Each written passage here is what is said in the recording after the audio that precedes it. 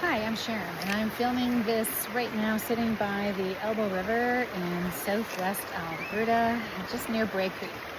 It is a beautiful day. I have this beautiful river running crazy beside me. I have green trees in the background, blue sky, and fluffy clouds.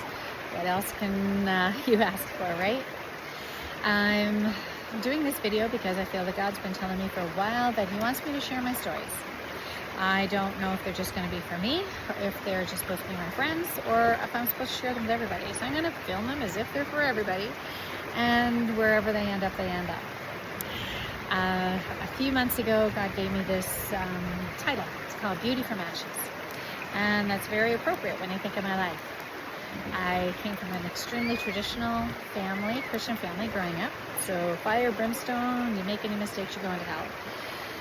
You're supposed to grow up, get married, have children, and just basically give yourself away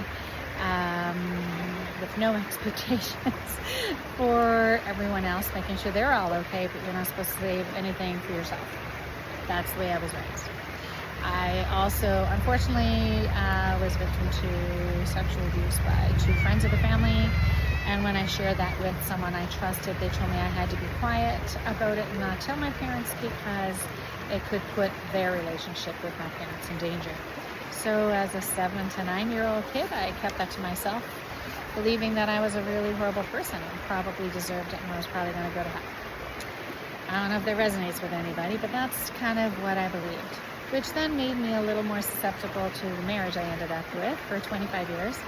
To a pretty abusive man who had 3 affairs that I know of that I forgave. My kids and I walked on eggshells all the time. When he was great, it was amazing, and when it was not great, it was pretty horrific. And we just never knew when that not great was going to happen. It was very unpredictable. Everybody on the outside thought we had the most perfect family. We looked absolutely perfect from the outside. Everybody even wanted to have a relationship just like ours until it was over. And once it was over, and when I shared with my friends, they could not believe it at all. They were shocked. And their question to me was, you're a very strong, smart, independent woman. Why would you stay in a relationship like that? And the only thing I could say to that was that it doesn't happen overnight. It grows over time. You end up almost believing it's normal, and that you have to protect the abuser as well as your family. And if I had to do it over again today, knowing what I know today, absolutely would not have stayed. I definitely would have created a safer area for my kids, and I will regret that for all of my life, to be very honest. But I can't change the past. I can only change the future and walking forward. Dating after a very abusive relationship was very hard. At the end of my marriage, I remember looking in the mirror, and I remember not recognizing the person looking back. I had become a chameleon for such a long time, in my entire life, even as a child, being whatever it is other people needed me to be in order to be accepted or loved, because I did not feel I was worthy otherwise. And so it's to the point where there was nothing left of me. I had nothing left. I'd given everything. That's when things started changing. I just forgiven my 3rd affair. Realized this is not the relationship for my kids or myself or my husband, for that matter. Really prayed about it, really felt God telling me to leave. I still have a lot of unsettling feelings about that today, of how I did it. And again, knowing what I know today, I'd have done it differently, but I was who I was then. Those were the only choices that I had, and I did. Started dating. That was horrible. I had so much shame. I was taught that was so much shame. You're supposed to stay in your marriage or just be alone for the rest of your life. So when you're in a relationship that's very intimate, it's very hard to lose that and to move on to something else afterwards. But eventually I did. Each time I would try to venture out that way, the shame that I would feel would just compound the trauma that I had, and I would just hate myself even more. I couldn't really tell anyone about it. No one understood. I didn't have a lot of Christian friends. And the Christian friends I had really felt I should be alone for the rest of my life. So I really didn't have a lot of support that way. So now I have been 15 years this year, 13 years this year of being on my own. I did have a 2-year relationship in there that was very unhealthy. Both my daughters moved to another province. My dog, that was my soulmate, who got me through my divorce, passed away. My cat that I adopted passed away, and my dad passed away, all within a very short window of time. I spiraled quite a bit, sold my home that I'd fought so hard to get after my marriage, lived in a trailer for 9-10 months, and then blew my ankle and had to have some surgery. So it was an interesting 1.5 years that I went through. And it's amazing how when you're not listening to God, He kind of puts you into situations where you really don't have any choice but to listen. So I've recovered from that. I've gotten out of that very toxic relationship. I have found the most amazing counselor who has really gotten me through these last few years. Thank you, Tanya. You rock, man. And now I am on this pathway to something I feel is quite incredible.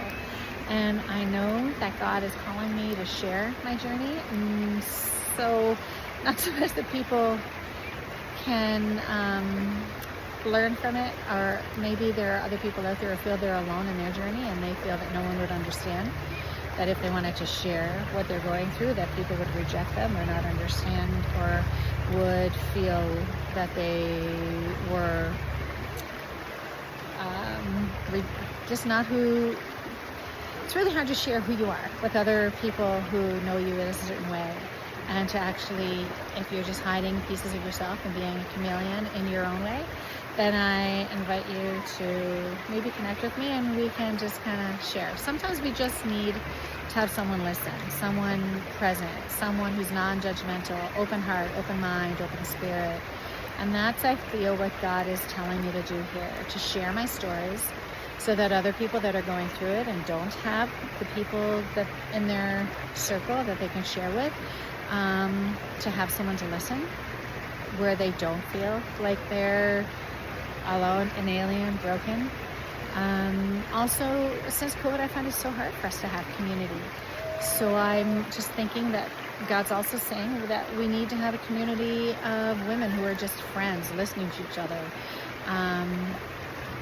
supporting each other through those journeys. So even though you may not have experienced what I've experienced, you may have experienced other things that maybe we can talk with together, and you maybe just need someone to listen.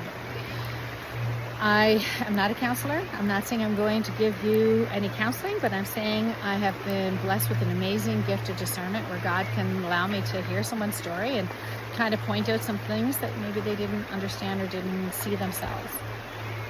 I also give great advice. I've been a nurse for 30 years, so I've coached a lot of people through a lot of good life changes that would have been healthy for them. But that's not what I'm here for. I'm here to be a friend. And if you want advice as a friend, I will give you advice as a friend. Do you have to take that advice? Absolutely not. And if you don't want it, I won't give it. I'm basically advocating that we need community. And community just makes our immune systems healthier, our autoimmune systems healthier, our mental health better. Like we're created for community.